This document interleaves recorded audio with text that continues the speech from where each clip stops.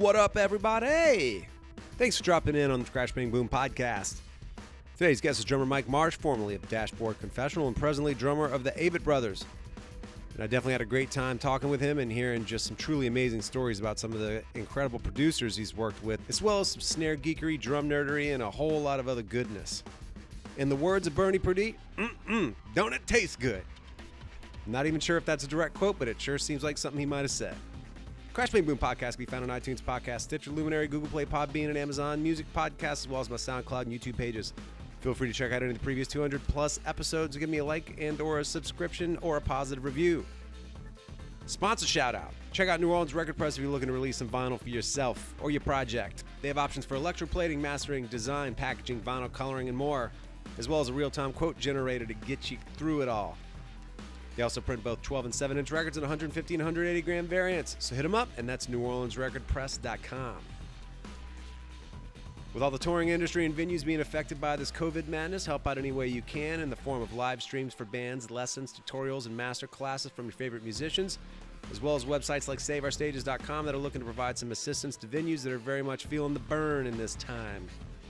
Help out any way you can. So here we go, everybody. Mike Marsh. This was a fun one. Some fucking good stories, I'll tell you that much.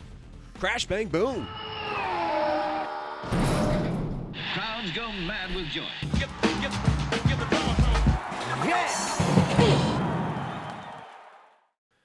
All right, I'm here with Mike Marsh, formerly of Dashboard Confessional, now with the Avett Brothers. How's it going, Mike? How you doing, man? Great. I am day by day, you know? Absolutely. I'm doing okay. Yeah, man. Yeah. I think overall I'm doing all right. You know, things have started to turn around a little bit just in terms of feeling a little bit more comfortable getting out. Of course, masks and social distancing and washing of hands and making sure my daughters don't touch everything, you know. Right. But overall, I feel like I'm doing okay. Trying to stay busy, you know. Yeah, man. What have you been doing with yourself amidst what is now a lack of touring for so many touring musicians? As soon as the COVID thing hit, my wife's a nurse. So she was basically like, honey, it's not looking good. We need to start thinking about what the hell we're going to do, honestly. Because, you know, obviously if this thing lasts as long as the Spanish flu or something gnarly like that, like I'm not going to be able to carry us. You know, the Avett Brothers can't carry a salary that long. I can't expect them to with no work. And they were gracious enough to take care of me through quite a bit of this year. And I just started immediately sending out Instagram live videos and posts about me teaching drums, you know, online. And they just kind of started to trickle in. You know, I think by like the first month I had about 7 or 8 students, and you know, now it's great. I'm in the teens with students, and I'm mixing records. I'm tracking drums for people. You know, like I said before, I've got a studio in my house in Nashville called the Paper Mill Studio. I've also been writing a record with my 2 best friends. I was in a band called The Agency before Dashboard Confessional, and we are making a new record now. So nice. It's been 15 years since I've made music with these guys. Wow. Yeah. So there's been kind of an interesting bright side to this whole debacle, you know, just in terms of reconnecting, having the time to do things that I just otherwise wouldn't have time to do if I was on the road. Building stuff around my house, you know, cleaning up things and weeding and, yeah, you know, just stuff, reconnecting with my kids, practicing. Like what a Marvel concept. Let me practice drums. Totally. You know? Yeah. You know, I ended up buying Rosetta Stone. I ended up I wanted to learn Spanish, and my wife got me Rosetta Stone for my birthday, which was in August, and I still haven't fucking opened it. I feel kind of shitty about it, but it's something I told myself when this whole thing started. I'm like, I'm going to learn Spanish, but I haven't pulled the trigger yet, so to speak. But gotcha. But yeah, man, you know, staying as busy as I can. I mean, you know, I'm homeschooling as well. You know, right. It's just been crazy, man. I mean, I'm like completely domesticated, like completely. Yeah, I know. I don't go out much. I mean, if I do go out, it's just because I want to get my kids out of the house. Yeah. But man, that's it. It's just it's in my basement or up in my living room cleaning something, or out front in the yard playing with my kids, you know, or raking leaves or cutting the yard. You know? Wow. It's like a Tim Burton movie, man. Totally. Well, and I realize I've always said the Avett Brothers, but you said the Avett Brothers. I guess that's the proper pronunciation. I'll take your word for it. What I know y'all just put a record out right about a year ago, so I'm assuming there were some plans to support that in one shape or form that were interrupted during this time. Yeah, well, we usually have December, January, and February off. That's usually kind of par for the course, with the exception of the very three last shows that I played were in the Dominican Republic, which was in February. Okay. I flew my whole film. This is like right when this whole thing was kind of starting to show its ugly face, and everyone, of course, was nervous at the Dominican Republic. And some people were wearing masks. I was trying not to shake hands. I was kind of just like fist bumping, and it's sort of started. Right. While I was in the Dominican Republic, I was looking at my calendar. I'm like, holy shit, we've got like a lot of shows. I want to say there was somewhere between, I don't know, 75 and 90 shows or something, which is fairly average for us, but it's like, it was a little bit more than usual. And, we do our annual 3 nights at Red Rocks every year, which is usually the big celebration for us as a band. We usually play like 100 songs over 3 nights. Damn. It's usually just it's a really big deal. It's something we all look forward to. And when Red Rocks got canceled this year, that's when I knew this year is not going to be good. Right. This isn't going to be good, man. I'm not going to be doing any shows this year. Yeah. But yeah, I mean, once they start, once we left, it's funny because we left the Dominican Republic. My wife, my kids, and I flew home. We got home I want to say it was a Monday. We're in our Uber. We're headed out. And in the Uber ride, there was some bad weather coming to Nashville. And it's honestly in the late winter, kind of early spring, it's like weather's usually pretty shitty in Nashville. It just like rains a lot. It's really windy.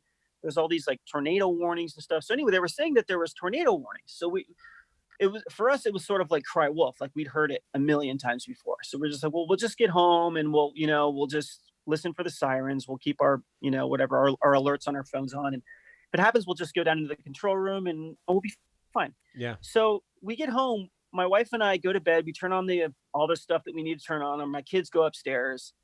They're kind of, we can kind of hear them rustling around for a little while.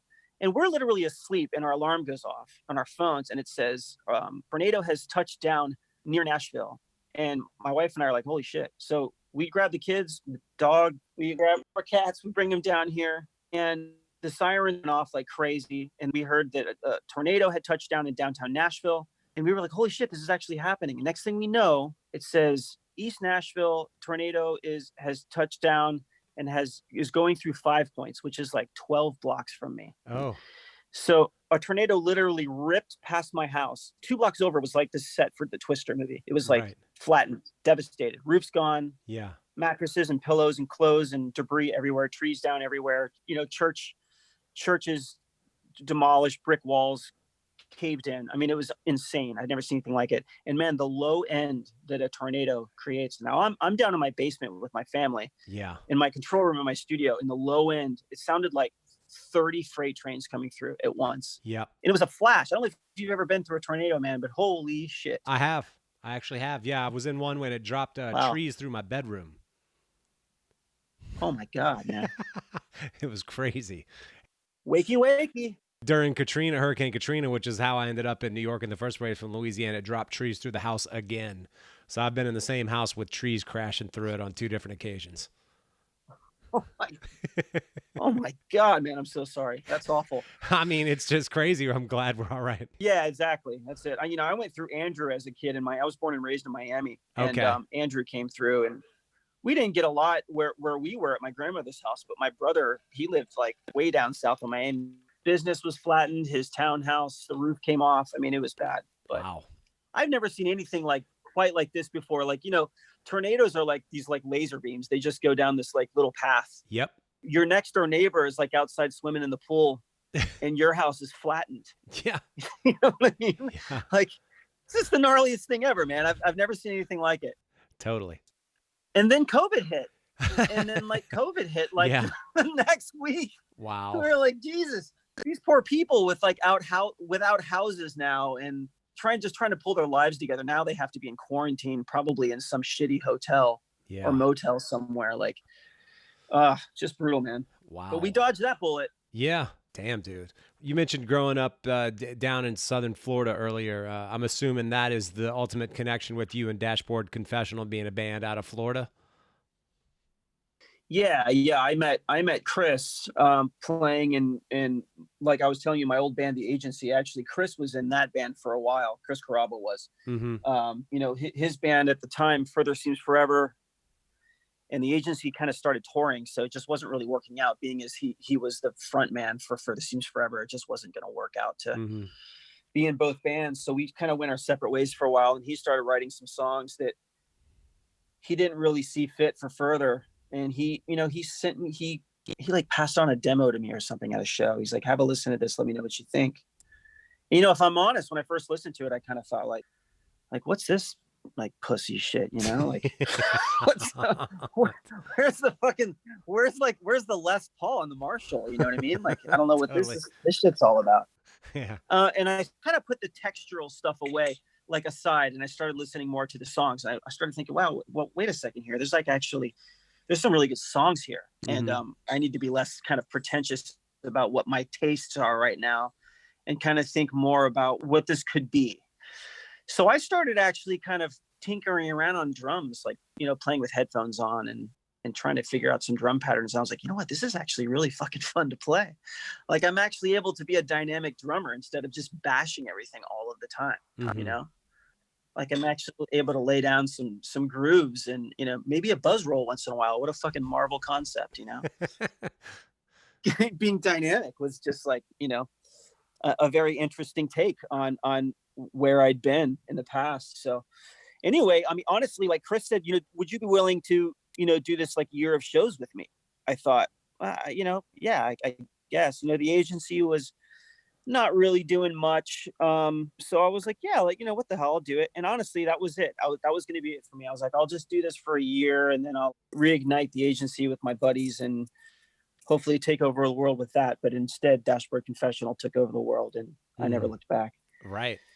So, and then, 11 years later, it was over, but it just seemed like it was like a week. It's like crazy. Wow. It went so fast.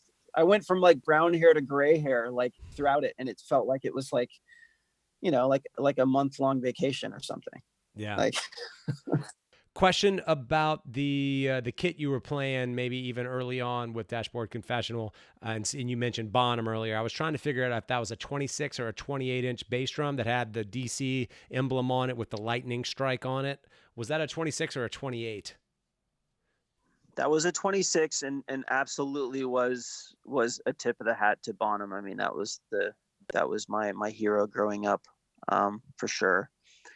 When I first started out playing those big kick drums, I used to have a woofer in front of a 26, which was just like, if that's not Freudian, I don't know what else is, man. Right. It was stupid. I mean, we were a 3-piece. There was acoustic guitars. So I thought, this could be interesting to fill up some space, have a little tail on my kick drum and create some interesting sonics. But it got to a place where we started playing some bigger rooms and the PA didn't like it. So right. I got rid of it. Gotcha. And honestly, now I'm playing a 14 by 20. I mean, I went the opposite direction. Wow, that's crazy. Yeah. So it's, I still have 20. I have a 26 at home. I've got a Ludwig, like one of those mahogany legacy kits. And I've got a 14 by 26 that I'll set up in my studio once in a while. And it sounds killer, but it's a lot of air to push, man. Totally. It's a lot of air to push. Absolutely it is, man. Well, with the Dashboard Confessional records, was there any particular one that was especially challenging or maybe, one of the more interesting, experiences maybe that you had working with particular producers on any of those records? Yeah, there's a couple actually. So one experience I had was our first major label record was being produced by Gill Norton. I'm not sure if you're familiar with Gill, but he did Trompe Le Mans for the Pixies. He did The Color and the Shape for the Foo Fighters. Okay. He's this, British guy, awesome, super awesome, really smart guy, really easygoing guy. I think at the time when we were making that record, which the name of the record was A Mark Emission, a Brand of Scar. It was like our first major label. It was our major label debut. And we recorded it down in North Miami Beach. at the time I was playing Gretsch drums, which I'm actually back to doing now. I'm back with Gretsch drums, but I was playing Gretsch at the time, and I had all of my cymbals were no smaller than 20. Mm-hmm. So I had massive cymbals everywhere. And Gill would come out into the studio and he would say, man, the cymbals are just they're just really like a lot. They're a lot in the mix. And I just fought him. I fought him on it. I was just like, no, this is what I play. I'm like, this is what I feel is my voice right now. And I think that we should just stick with it. And Chris agreed. Chris was just like, I think it actually sounds really cool. And we played most of the songs that are on that record. We ended up touring on those songs before we recorded the record. Probably a full year we were writing on the road, and we were kind of showing some of those songs live, playing them for people, see what the reactions were. So when we got into the studio, it was like, we were playing them like verbatim. I mean, it was, you know what I mean? Like we were playing them just the way we were playing them live. And it had this live energy to them.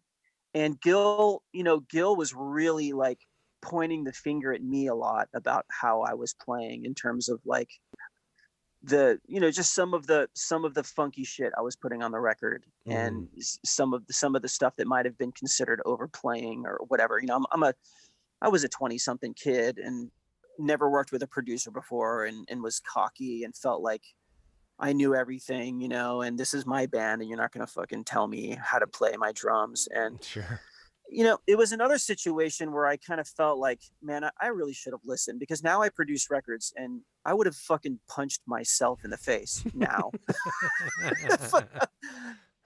I wish I could just sit that kid down and be like, just listen to the guy for a second. You might actually learn something.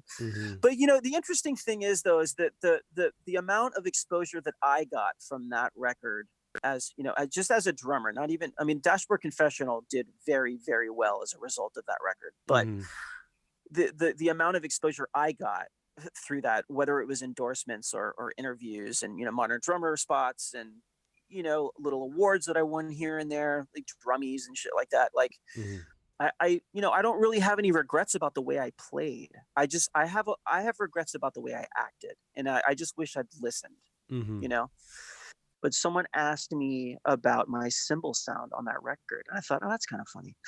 So, what did you use? I love that cymbal sound. It's like, oh, there you go. There you go, Gill. So, perception's a fucking weird thing, right? It's a really weird thing. Well, there's two more, and I'll make these brief. We ended up working with Don Gilmore. So Don Gilmore, if you don't know who he is, he did like all like the kind of new rock shit. Like he did like 311 and like I think he did a Rage record, and he did like Limp Bizkit and like stuff that I don't listen to, but he was selling like millions of records, like just millions of records. Yeah. And we went in to record a song for the Spider-Man soundtrack with him, with Don. And at that time I was in a place where I knew what needed to be done. It was just like kick on 1 and 3, snare on 2 and 4, don't fuck up. You know? That kind of shit. So, and I had already like set myself up. So like, I kind of psyched myself up for it. Like I was like, this is what I'm going to do. And honestly, it's going to be great because I'm going to be able to get really good drum sounds because there's going to be so much space. So it's kind of exciting. And you know what, man, it's fun to play that groove. It's the money beat is just really fun. If you know how to play it, you know how to play it well, and you can lay it in the pocket. It is so fun to play. Yeah. And I went in there and I did it. And the song was a massive hit for us. And it sent us like soaring, like completely soaring. And then we were getting ready to go into the studio to do our next record, which was going to be called Dusk and Summer. And we were on Interscope Records at the time, and Jimmy Iovine was trying to find us a producer, and he had thrown on the table Daniel Lanois.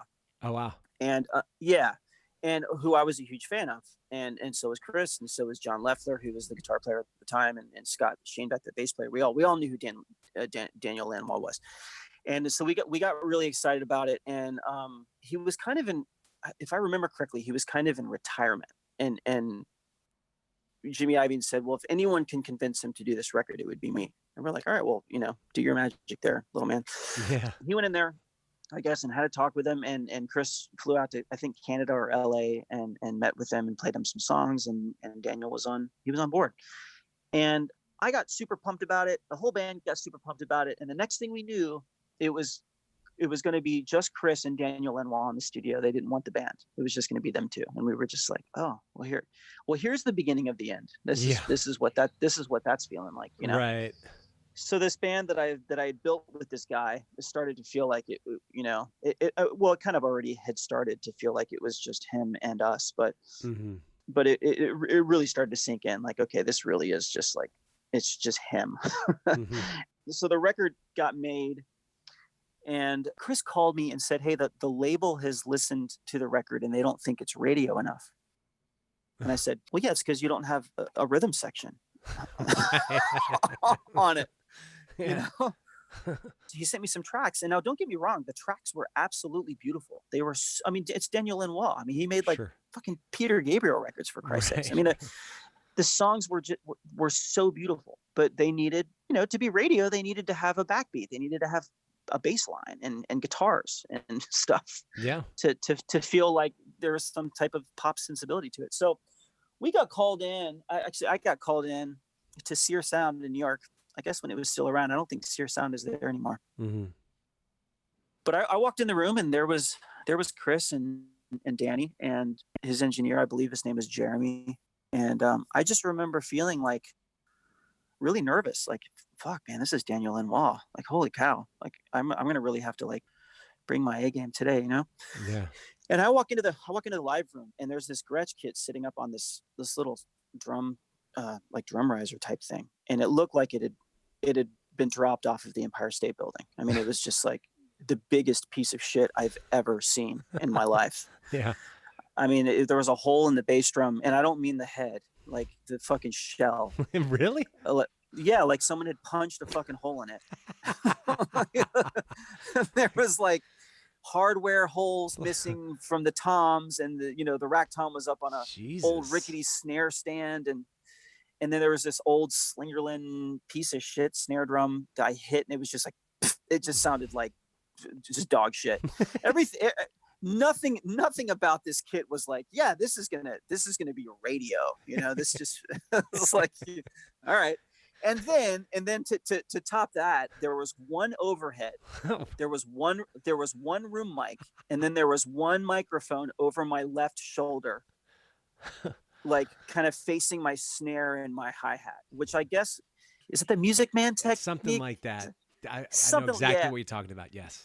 Yeah, so I was like, all right, well, look, it's Daniel Lanois. He knows what he's doing. These mics, and they were Coles. They were, really nice mics. I was like, this dude knows what he's doing. I'm just going to go in there. I'm going to hear what he has to say. Now, I had grown a lot. I wasn't that fucking kid anymore. I was like, I want to do the right thing. I want to learn from this guy because I'm very interested in becoming a producer and an engineer myself. And I had already kind of started dabbling in it. So I just sat there like a parrot on his shoulder all day long. Just, what do you need me to do? So I went in there for the first track. I played through it, and I came inside, and we were listening, and Chris was standing to my right, and we're standing at this beautiful console. I think it was a Neve, and we're sitting there listening.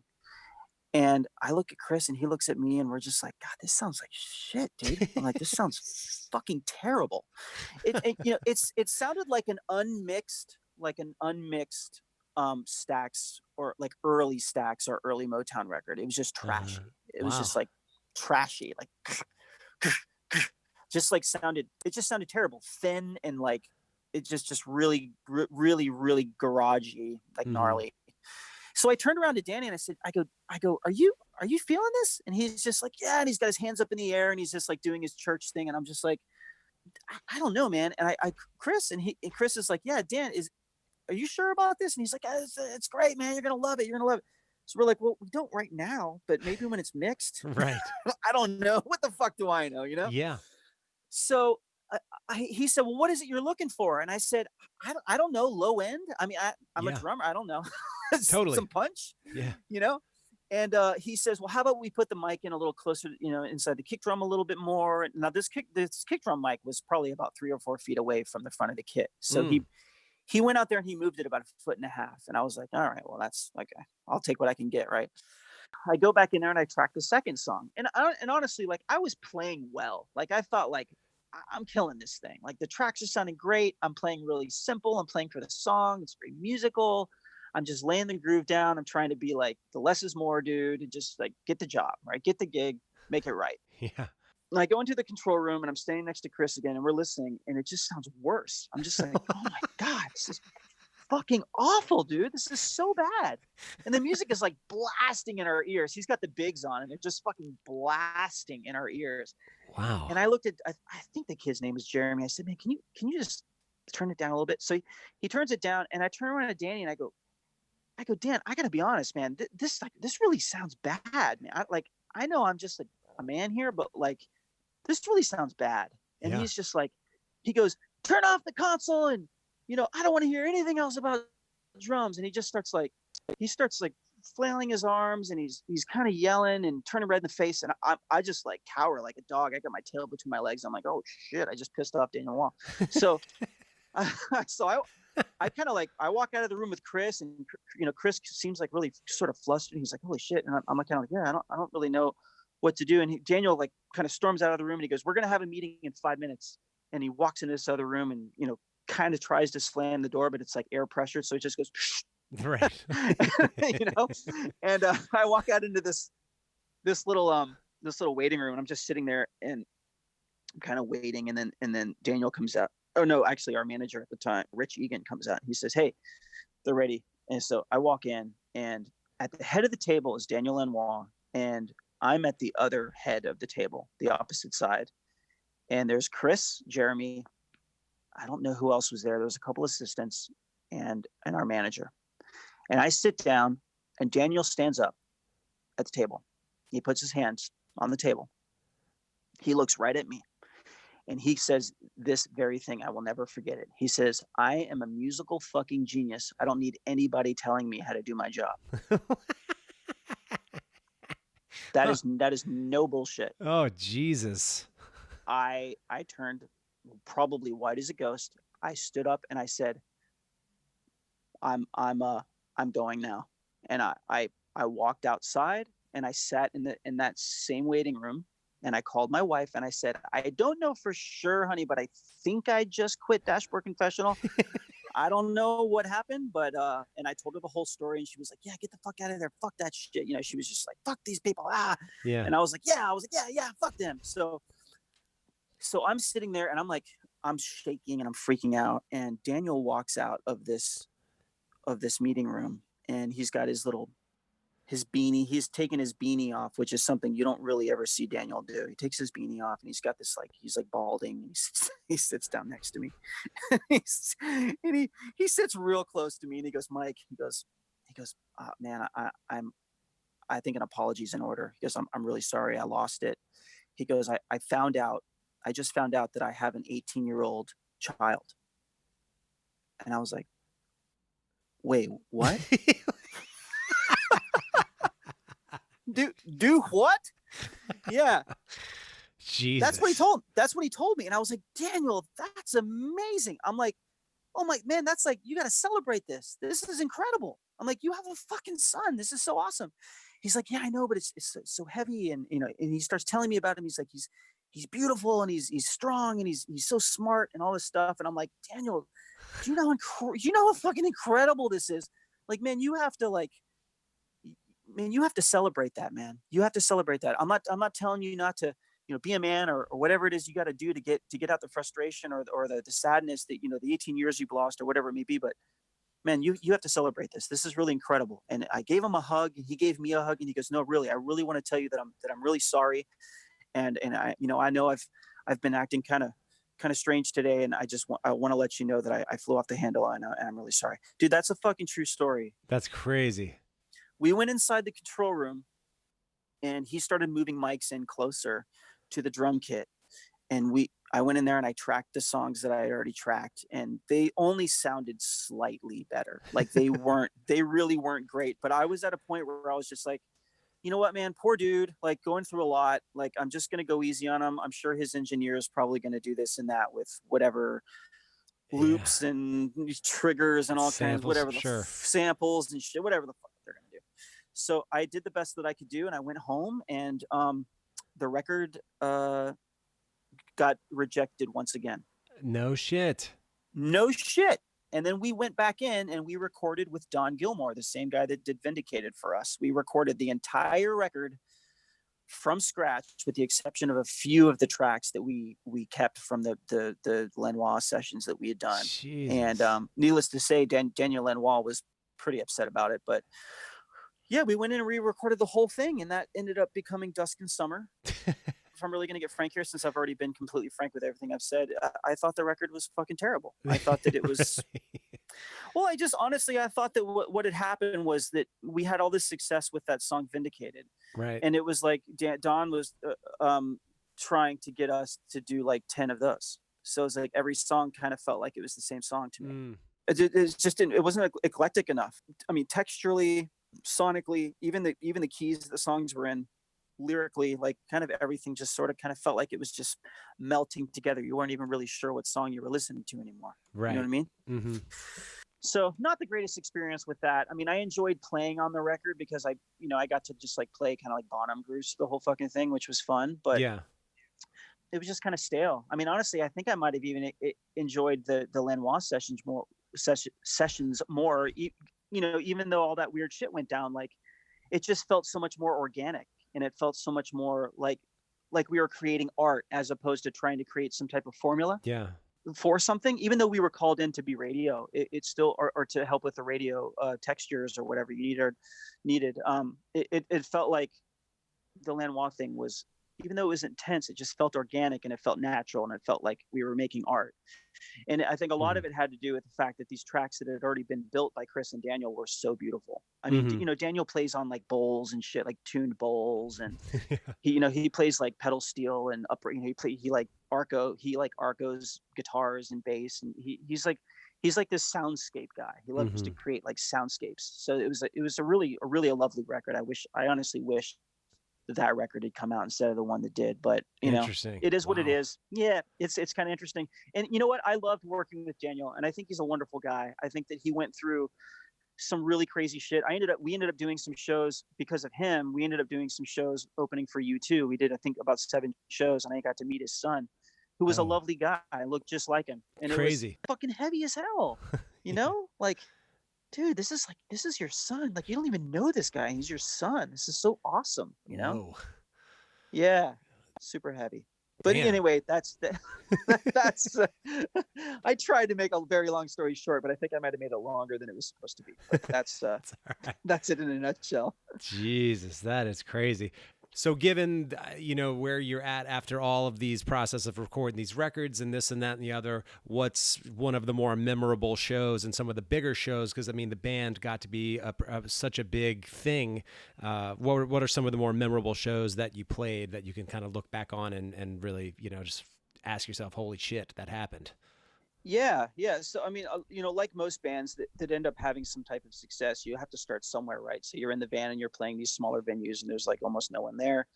And then you return and there's a few more people there. And it's like, you start out kind of playing music to your people because they know your vibe, and the people that are coming to the shows are either coming because of word of mouth or because they've heard you and they're going to go to listen to that music.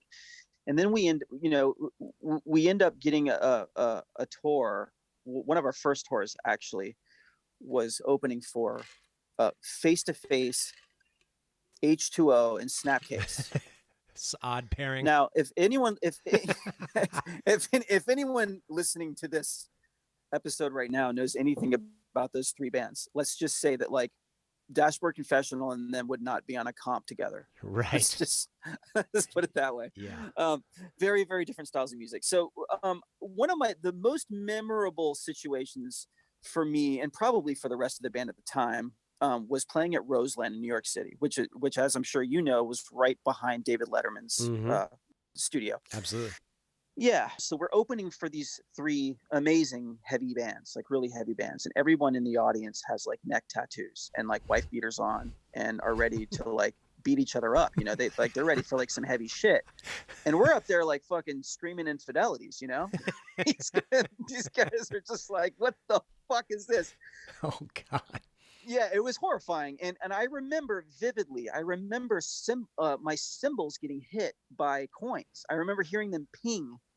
And then some of them would like hit me in the head. Some of them would like kind of hit me in the face. Some of them were hitting me in the chest, like falling onto my legs, you know, onto my snare drum. So, and I could see coins falling on the stage. I mean, and I remember thinking to myself, and I might have even said this side stage, and I got off stage a couple times so Chris could play some solo songs. And I remember saying to our crew, I was like, what are we fucking busking? Like, what is this? Yeah. You know, and I really felt that like, man, I could be home right now, and I'm like out here doing this for these roughnecks. Like, fuck this. This sucks. You know what I mean? Yeah. But it was an experience, and it was like, you know, I took it in and I sucked it up and I got through it. And you know, the interesting thing about that night was that when we got off stage, you know, we usually would go to the merch booth and kind of like, you know, help out the person who was doing merch with us at the time. This girl named Lauren, and we had a line like around the corner of all these like hardcore kids buying Dashboard stuff. I mean, it was like, we were like, where were you guys? Like, you know, a half an hour ago, and people are throwing shit at us. So, Yeah. So anyway, but you know, fast forward 6 years, dude, we're playing at Madison Square Garden, like an almost full house. Damn. At Madison Square Garden, being filmed by PBS. Dude. You know, like, and you know, I was raised on Zeppelin. Like, my brother turned me on to Zeppelin at a really young age, and he gave me The Song Remains the Same on VHS, and I wore that thing out because I used to tap on my legs like learning how to play bottom grooves watching that thing. Yeah. And you know, his like, you know, his drum solo and some of the licks he was doing on his drum solo and stuff, I kind of learned on my legs before I even had a drum kit on that. That's the honest to God. Wow. And I remember thinking to myself, like, one day, man, I'm going to be playing that stage. I know I'm going to be playing that stage. And then there I was. But you know, the irony about it was that at the time there was so much like kind of inner turmoil and just like, I don't know, there was so much like murkiness with things going on that I didn't enjoy it the way that I hoped I would when I would eventually get there. Right. You know, I hoped to get there. So I was so grateful for it because we were doing it. But I just felt like there was just like, if it was actually Led Zeppelin I was playing with tonight, it would be so much cooler. Of course. Right. You know, of course. Yeah. But you know what I mean? Like I felt like I wasn't in a place where I was really excited about this band anymore. Like, I wasn't super pumped about it anymore. Like, I loved playing. I've always loved playing drums. Like, don't get me wrong on that side. Like, I would much rather be on stage with guys that I'm not getting along with than, you know, rather than being at like a construction site with guys I loathe swinging a hammer. Sure. So I was definitely excited about doing it. And I think we did a great job. We played very well. It was like, you know, everything was really uniform, you know, everything, click tracks and lasers, and everything was syncopated and went off, you know, without a hitch. And it was great. And, you know, fast forward again, I'm playing Madison Square Garden once again with the Avett Brothers. And, and this time it was like, here I am with essentially my favorite band. Like, I love these guys. I love their music. I love their attitude. I love everything about it. It's great. It's like it's my family away from my family. So I'm finally getting to play the stage that I have been longing to play again, in a situation where I am truly happy being on that stage and feeling like I'm worthy of it. And that was the night. And I remember Seth, that right before we're going on stage, Seth Avett put his hand on my shoulder and he looked me in the face and he did this like little smirky thing that he does with his, he kind of makes this little crooked closed mouth smile, and he kind of like laughs through his nose and he goes, "Can you fucking believe this shit?" And I was just like, "No, I can't." He's like, "And you've played here before, you motherfucker," you know? And I'm like, "Yeah." I'm like, I can't believe I'm back. I said to Seth, "You know, I did play it before, but I didn't play it before. Like, tonight I'm going to be playing. Tonight I'm going to really be playing Madison Square Garden. Like, really, really be playing it. Like, in the way that I felt like I was just overjoyed, elated that I was getting to play these songs on that stage. Yeah. These beautiful songs, these incredible songs with this incredible band. Unbelievable. Yeah, it's just a moment I will never forget it. I'll never forget that second when Seth put his hand on my shoulder and said that to me. As long as I live, I'll be telling that story. It just Yeah. was, it was amazing to share that with someone, to have that moment. And now, don't get me wrong, the Dashboard guys we were like, we're fucking playing Madison Square Garden. I mean, don't get me wrong, we were Yeah. excited about playing it, Yeah. but this was like, this was just, it was different. I don't know how to explain it. It just felt different, and I think it was because of where I was at. Sure. You know what I mean? Like, I could really appreciate where Seth was coming from, because I truly felt that same thing with him. Like, we're getting to do this. Like, and we like each other. Isn't this great? You know what I mean? Like, Absolutely. yeah. Oh my God. But it is crazy. I mean, think about it. I mean, had life been different, you played Madison Square Garden, didn't enjoy it as you should have in that moment. Then you end up doing construction after that. Then looking back on your life thinking, well, I played Madison Square Garden. I wish I would have enjoyed it a little bit more, but it's somehow you got a second time to play it. And you're like, you know what? I actually enjoyed this much more than the last time I played it. That's insane that you had two chances to even experience that in the first place, man. Man, it is insane. And you know what? And we kind of touched on that a little while ago, is that man, when you're in a situation like that and you get to play a venue like that, man, try to enjoy it. You got to try to enjoy it. Yeah. You just do, because, you know, it happens so fast. I think the most analogous thing to this for me is watching your kids grow up, where people tell you, they grow up fast. Like, most people on their deathbed say they wish that they'd had more time with their kids, not more time with their work. Sure. And I really try to think about that now. As I'm getting older and my kids are getting older, I really try, especially now with this like quarantine business where everyone's locked up. Like, I've got all this time with my kids. I can just go up there and engage and dance and go outside and play ball or whatever it is, be silly, teach them how to cook, draw some pictures, whatever it is. And I kind of felt like, I know there's bands out there that are like, they're on that little rocket ship. I mean, maybe not right now because things are so crazy, but when things get back to normal, they're going to be on that little rocket ship, and they're going to find themselves playing in a situation they never thought they'd be playing in. And they're going to be really mad about something. Yeah. Because, their lead singer's a dick, or their drummer's an asshole, or their, whatever it might be, their guitar player's fucking, got some crazy addiction, or Right. who knows what kind of fucking almost famous story these guys have. But Right. you have to try and put that shit aside for a second when you're in those moments, because it may never happen again. And that thing, like, I really wish that I had truly just set my shit aside more.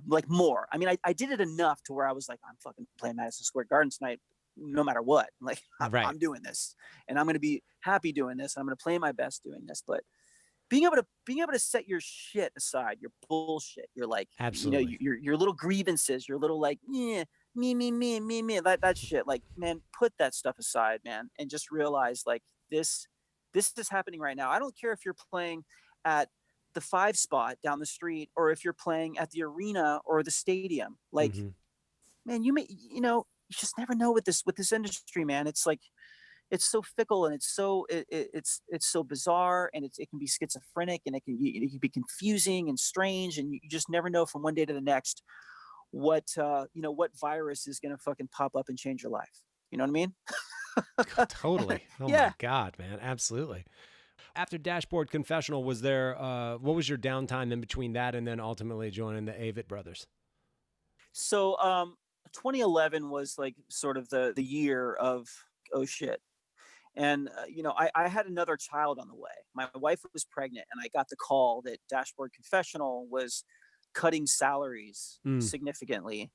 And by the end of the month, I don't even remember what month it was, but it was early 2011, that by the end of the month, we're going to pretty much be done, like no more salary. And I was like, oh, okay. So just got this baby on the way, but all right, I'll figure this out. Oh, shit. Yeah. So it's kind of gnarly, but we figured it out.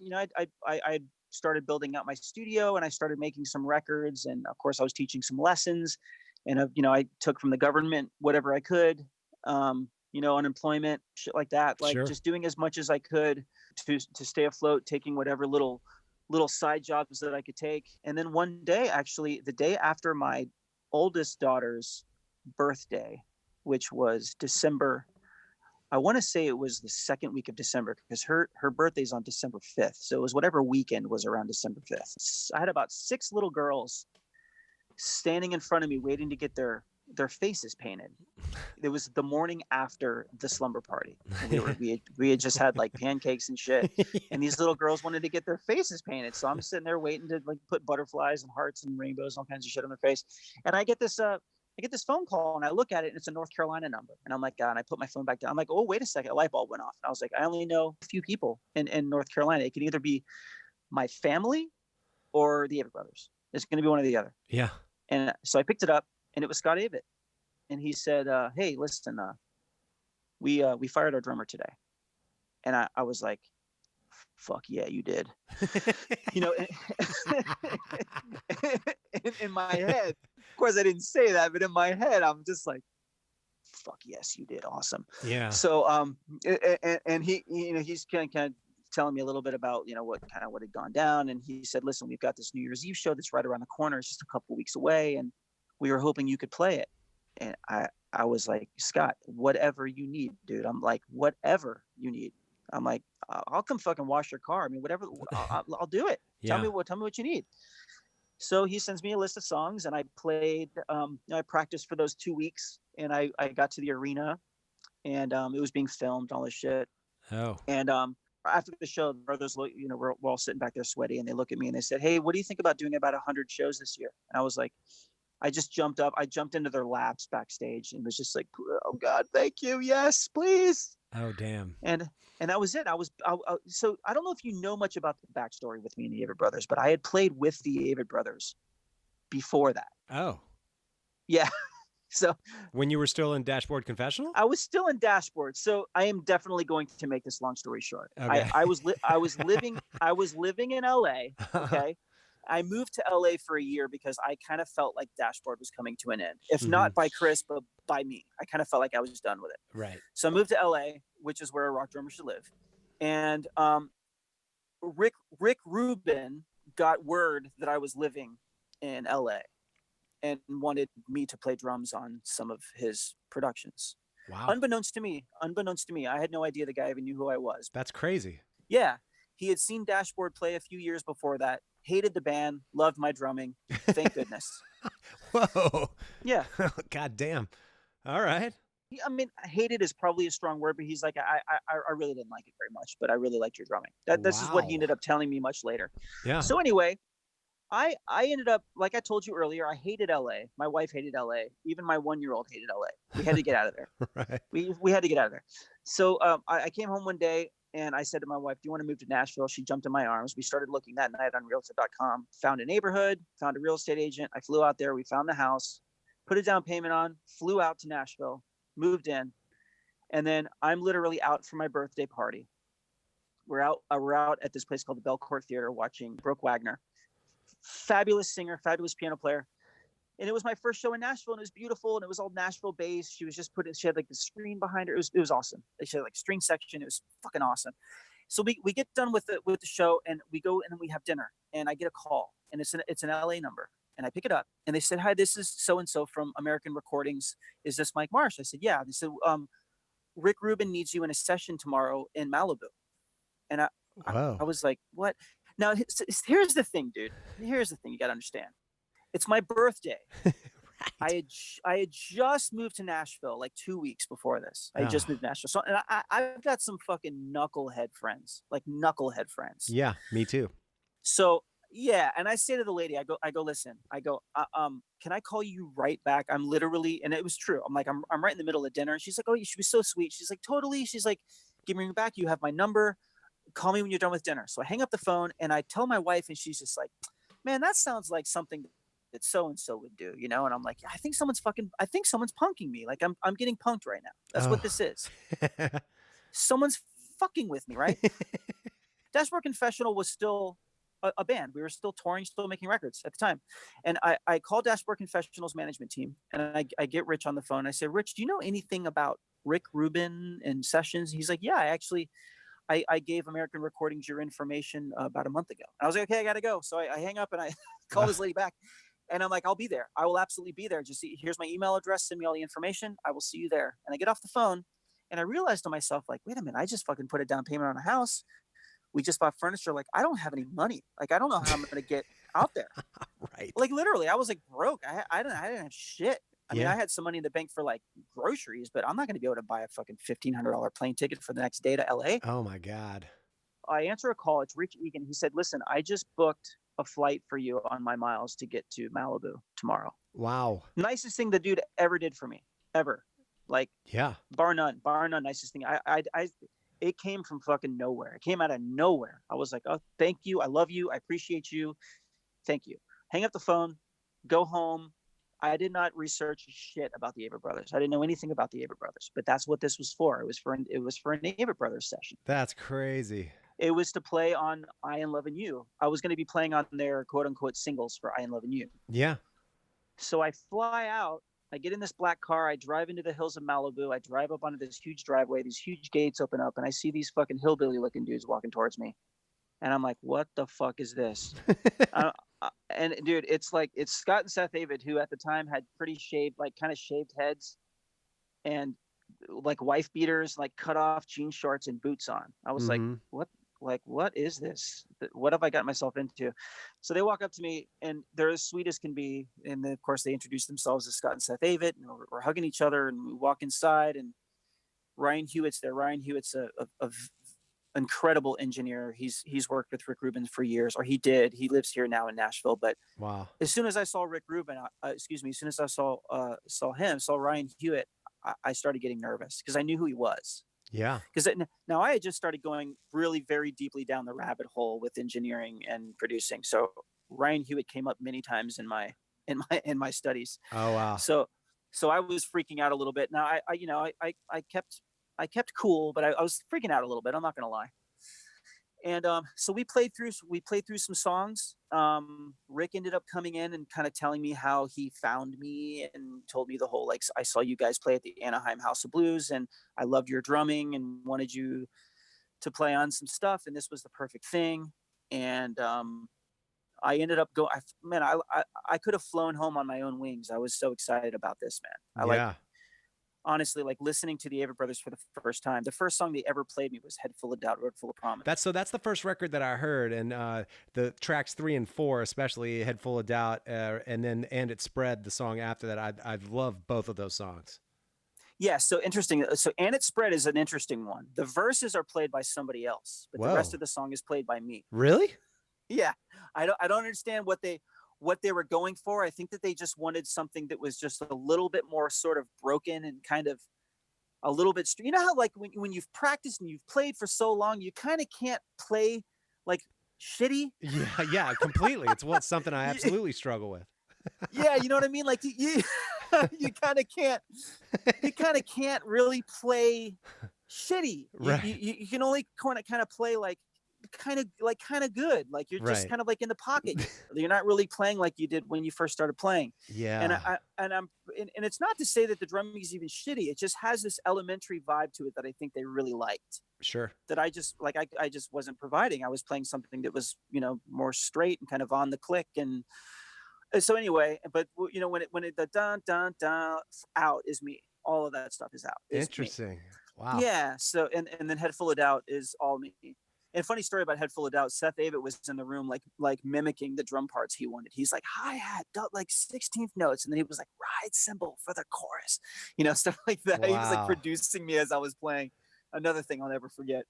But yeah, like he knows, like Seth knows what he wants. Like he always knows what he wants. He's loosened up a bit and given me more like carte blanche as the years have gone on. But like he has very strong ideas, and they're usually really good ideas. Sure. But So anyway, I fucking fly home on my own wings, man. And I'm just so excited. I get home to my wife and I'm like, you gotta listen to this band. It's my new favorite band. It's like this fucking second coming of the Beatles. It's incredible. You'll love it. Yeah. And we're listening and we're falling in love with it. I'm like, God, I hope these guys call me back. So they end up calling me back months later when the record comes out to do their first appearance on Letterman. And I fly out, of course I'd done Letterman before with Dashboard, and I kind of knew the drill. I got my suit together, and I got my parka because it's cold as shit in there. Yeah. And I go and I do that with them, and then they start kind of talking about like, hey, would you be willing to do some shows? Like, just a few here and there. Like, we'll just kind of fly you out for some of the bigger shows if it works with your Dashboard schedule. And I said, yeah, that'd be great. And it started kind of working. I was like being able to slip in these shows here and these shows there. And I started falling in love with it. The only thing is I wasn't playing on a lot of tunes. I was only playing on like 8 tunes a night, and they have like 25 songs a night or 30 songs a night. Wow. So it was like, as fun as it was to play with them on the song, it was kind of boring the rest of the show, because I was just sort of like sitting around. Yeah. Yeah. Like, this isn't the same, it's like, and I loved watching them play. It was great. But like, when you're on stage, you just kind of want to play. You want to be playing. Absolutely. I ended up kind of sort of getting the offer. Like Scott sort of said, I hope we start seeing a lot more of you. And I said, listen, Dashboard just put out a record, and we got this tour opening for, of all fucking things, Bon Jovi. And I've got to go do this tour. I'm not like a jump ship kind of guy. Like I need to see this thing through. It's been 10 years, and we go out and we do this tour. And in the middle of it, I write Scott Avett this long email, like, dude, I'm done with this, man. I can't do it anymore. And I would love, as soon as this tour is over, I'd love to sit down and chat and see what we can work out, make this thing work. And I get an email back a week later saying that they had found somebody, that they needed a drummer, and they found a guy. And I was like, I was canceled, dude. It was like I was done. Damn. I was like, I was stuck. It was like a rock and a hard place situation. It was just like, now I'm like kind of stuck in this shit now. Right. I don't have this thing to fall back on anymore. Even though I had my studio, my family, which made me incredibly happy. Like, the music thing just felt like kind of bleak for me a little bit. Yeah. And then like not even a year later, Dashboard breaks up. And then, of course, now the rest of the story. I got the call back, a year later, after the drummer didn't work out. It was a couple years in between the time that the Bon Jovi tour happened and the time I got called back. It was about 2 years. Wow. And but yeah, the drummer before me, or I should really say in between me, just didn't work out. He just, for a lot of different reasons. And then I got the call back, and I've been there 8 years now. Damn, that's crazy. Yeah. So not only did I get a second chance to fucking play Madison Square Garden, but I got a second chance to play in the Avett Brothers. I mean, if there's not an angel on my shoulders, man, I don't know what is. But seriously, it's wild. It's crazy. And it's just been a blessing. These guys have just been incredible, man. And the music just keeps getting better, and the band keeps getting better. And then the COVID thing hit, man. And it's like, now we got to start over again at some point, hopefully. We were getting so good as a band. I know. Well, in working with Rick Rubin and as a producer, engineer, as you were talking about earlier, what are some of the lessons that you might have learned in working with that camp and Rick Rubin and his engineers and that whole sort of that group? It's interesting because I spent a lot of time in my career kind of, I would, like, I said early on, I would fight for my drum parts, but I kept my mouth shut a lot. And then as I started to grow as a drummer and started to mature as a drummer, I started understanding what it meant to like play on a record and play for the song. And, all the stuff that people try to teach you and try to tell you, whether it's producers or a band leader or whatever, like, it's just like, let's just lay this shit down. We'll make the show, but the record has to be the record. Like, it's two different things. So once I learned that, it was like I kind of felt home free. But being in the presence of someone like Rick, and even before that, even like with Daniel Lanois, even though I spoke up about how I didn't think it sounded good, like I would mostly keep my mouth shut when it came to like referencing or like textures or like parts, stuff like that. I just kind of kept my mouth shut. And I don't with Rick. Rick's like, he's like so open about it. He wants to know what everyone has in their hat, like, what do you think about this? And sometimes Rick is like, hey, can you try this thing? I think this is going to be awesome. And then we try it. And then it's like, yeah, that's great. Or like, maybe there's something else. But he keeps things so open. And for the first time in my life, this last record that we made, definitely for the first time with the Avett Brothers, I kind of opened my mouth a little bit, and I was like, hey, can we listen to this? Can we listen to that? And like, Rick loved it. And so did the brothers. Like we ended up using quite a few of the references that I said. Like, I remember feeling like, wow, these guys really respect my opinion. Like, this feels, what a Marvel concept. Yeah. This is wonderful. Yeah. But but I think what I really learned, what I truly learned about Rick the most is just how much detail he pays attention to. His attention to detail is really incredible. I've never seen anything quite like it before. Yeah. You know, like Danny was like this, like real organic, sort of like fly off the handle kind of like, let's just see what happens kind of guy, which is super exciting. You know, Don Gilmore was very like formulaic, like it's got to be this thing. And, you know, Don Gilmore was a little bit kind of formulaic, but a little bit more rough around the edges and, you know, and so on and so forth. But Rick is like, he's got all of those things. All of those things are there. He understands the formulas. He understands the organic thing, but he's got his eye. He's got like eyes in the back of his head, man. Like he hears all these little things that us peons don't hear. Yeah. If I'm honest, like I bet. You just, and I've learned to adjust my hearing to those things because of him. Like now in my own studio, I pay attention to some of those things, whether it's like the sibilance of someone's voice or the sound of a crash cymbal or the sound of a hi-hat or the he's just like real particular, like the sound of the room. Like, can we move the room mics in a little bit closer? He's real smart and strategic about his angle, and his approach is so interesting. And he's not an engineer, but he just has his ear. He's got these golden ears, man, these diamond ears. He hears shit that you just don't hear. And he also hears stuff aesthetically that you don't hear. Like, you know, if you play a demo for him of a song, he instantly hears textures behind your demo already. Like, he already knows what he wants for it. Yeah. Like, instantly. Wow. He's like, oh, we got to get this guy to play this synth thing, and we've got to do this guitar sound and maybe put some Rhodes on it and do this like real boxy, dry snare kit sound. And like, he just knows. He's like, we got to try these things first because I think this is going to be killer for it. Right. So it's like kind of like a Beethoven thing or a Bach thing, where it's like he's already orchestrating it before the demo's even done playing. He's already kind of knows what he wants with it. Right. So I've learned a lot from that. Like, I've taken from that, and I kind of feel like I'm making those adjustments to my ears in my own productions, in my own studio, in my own recordings, that I'm starting to really try to fine tune my craft. And it's as a result of the things I've learned from him, you know? Wow. Well, with given the sort of varying production within, you know, song to song on these last couple of records, some maybe a little more produced than others, et cetera. When it comes time to playing those live, have you found a particular drum set and or snare combination that just generally just works for you across the board for all the songs that you play within a set? Yeah, it's interesting you should say that. So, we talked a little bit earlier about kick drum, about sizes, and about like just sort of like the overall tone of a band, the sound of a band, and what a drummer brings to the table. And when I started playing with the Avett Brothers, it was a 26-inch kick drum, and then I went down to a 24, and then I went down to a 22, and now I'm down to a 20. Wow.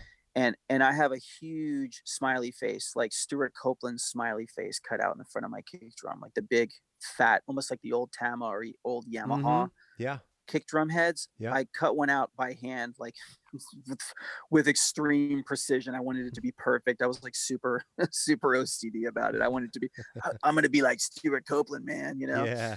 And so I cut this thing out, and because we started playing a lot of these big rooms, like big arenas and some smaller arenas. And I was playing a closed head for a very long time. I had an internal microphone and an external microphone that was picking up the low end from the outside. Yeah. And, you know, that old chestnut, you know, but it was just too resonant. And I just kind of felt like I needed something that was quicker, something that was just going to get straight to the point, something that wasn't going to echo through these fucking massive venues. Right. And once I did that, man, it just made all the difference in the world. And it's incredible what it does to your playing too. Like how you approach your touch and your feel when you're playing something like that. Yeah. Like I can bury my beater, which I don't normally do. I don't bury my beater. I've almost always played with a closed front head. So I have to bounce off of it. I have to hit and release. Mm-hmm. And now I find myself where like I'm really kind of practicing a little bit more of the technique behind a kick drum, where like if I want it to be really short and sharp, I can bury it and I don't get that thing. It's just like, Right. it's there and it's gone. Mm-hmm. And if I'm playing brushes and I just want that nice little fluff, that little boom, just a little bit extra low end, Sure. I have it with this drum. I could just tap that head and I get a little bit more of that low end, but it's not overbearing like it was. Like Right. before, when I had the closed head, it was like a fucking 808. It was like, Yeah. Totally. and now it's just like this little fluff. It's like this little extra low end that happens. So I found that that's the best thing. And right now I'm playing a Vista Light kit because I haven't gotten my endorser, my Gretsch kit yet. Mm-hmm. Just because the COVID thing hit, and it was like, oh, that's not going to happen this year. So when I get back out on the road, I'll be playing Gretsch, but it'll be all the same sizes, 14 by 20. I've got a 9 by 13, an 8 by 12, and that's the order that they're in. I have 13 over my snare, 12 to my right, and then 16, 16, and 16, 18 floor tom. Nice. And then I also have the Octopad, which I trigger all of the drum machine sounds that you'll hear on any our samples records. that you'd hear on the more produced sounds, like songs like I was talking, maybe. Yeah, I got as close as I could, and some of them are pretty close because it's just like, it's basically like treated 808 stuff. So Sure. it's pretty close. It's nothing Right. like crazy weird. Yeah. What snare have you found works pretty much across the board? So I have an AK Craviotto 6.5 by 14 that is just the shit. It is the shit. It's the best snare drum I own, no questions asked. And I also have I have 3 snare drums that I absolutely love. I have that one. I have a Donette chrome over brass. Nice. That's an 8 lug. That's also 6.5 by 14. Awesome. And I have an old nickel over brass, like standard Ludwig. Gotcha. That's fucking incredible. It's a 20s, one of those 20s, like nickel over brass. Whoa, really? It's a 5 by 14, and it's just a monster, an absolute monster. Like, sometimes when you can just kind of hear a little bit more like upper mids coming from the snare head. Mm-hmm. It's not quite as like brittle, like 10K, 8K brittle. It's kind of further down. It kind of sounds a little bit more like a 4K or a 2K kind of a crack to it. Mm-hmm. That's what this standard, this old Ludwig has. It just kind of has a little bit more like bite to it, like like upper mid bite to it that I love. It records so well, especially if you want to do like the real dry, like Stuart Copeland high pitch, like pop, like there and gone kind of thing. You man, got that's the drum right there, man, all day long. Damn. And so those 3 are like my go-tos, but I tour 99% of the time. I am using my Craviotto AK, like 99% of the time. And I also have, and this is not just to put my nose in someone's ass, but I do have a 70s stop sign badge, chrome over brass, 5.5 by 14 that I got last year. I traded for something. A Gretsch? Yeah, it's a Gretsch. Nice. That it's just, I'm a brass guy. I love brass drums. You and me both, dude. Love them, man. I just bought another one literally like in a drunken haze like 3 nights ago. I was like, all right, I got to calm down these fucking brass snare drums. I keep buying them. I know, man. I've got so many. I've got 2 of those fucking Donettes. I have one of the ones that's raw. It's raw brass, so it's all gold. Everything on it is brass. Whoa. And that thing's a monster. I have that thing on my kit right now, actually. It's a monster. Oh, I bet. Damn. And I've got Superphonics and chrome over brasses, like younger ones. I've got older ones. I've got tons of Ludwig shit, tons of Gretsch shit. Yeah. I love it all, man. But you know what? The one that has really just done it for me, my sound guy, and the band has been that AK Craviotto. That's just been the one that's like, yes, put that back up, please. But that's not a brass one. That's a wood drum, or no? No, it's brass, man. It is. It's brass. No shit. It is. It looks like a Superphonic, basically. It's just raw gold, like raw brass. Wow. With chrome over steel hardware, except for the hoops are brass. They're fucking expensive as shit. I mean, crazy. Oh yeah, they are. You might have to send me a picture of that one. I feel like most Craviotto snares that I see are wooden ones. I wasn't even quite aware that they had really done much in the way of metal snares at all. Yeah. But that's awesome. Yeah, they've done some copper ones, some brass ones. I think they've even done some bronze ones. Wow. And it's all limited. It's like limited edition. I think mine's like 40 something out of 50 or something. of that first run. But you know, Forks was changed. Forks Drum Closet was changing locations. And I went in there one day with a snare drum. I was going to sell them. It was a Brady. I had a Brady drum that I didn't use anymore. And this was right after Brady just had gone out of business. And he said, man, that drum's worth a lot of money. And I said, well, what will you give me for it? And he goes, well, I'll give you this, but I'll give you this much store credit if you want store credit. And he gave me enough to walk out of there with that Craviotto. No way. I did an even trade, man. I just walked right out with that Craviotto, and I don't think I've played anything else since that day on stage other than that Craviotto drum. I did try out I got an A&F, one of the raw brass A&Fs. Yeah. I interviewed the owner, Rami. We talked all about the like engineering and all the manufacturing and everything behind their designs that they make some really cool shit. They make super cool shit. As a matter of fact, I used that drum. That snare drum was used on the entire last record that the Avett Brothers made. Oh, cool. The entire one.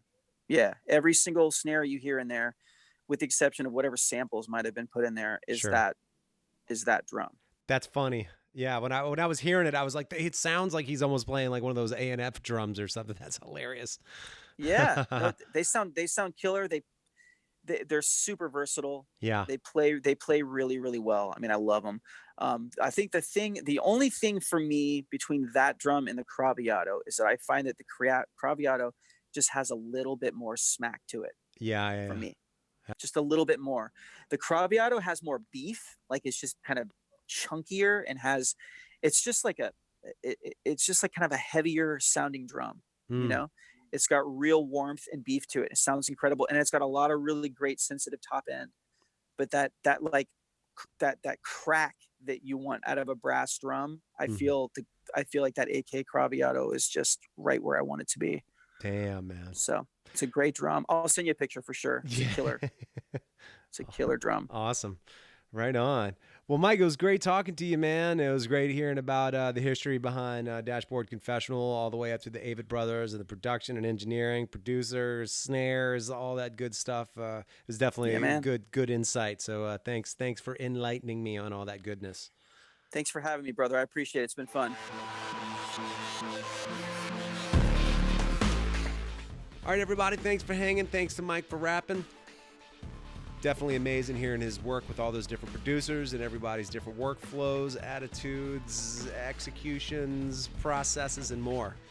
Some good stuff. We'll catch you on the next one. Crash, bang, boom.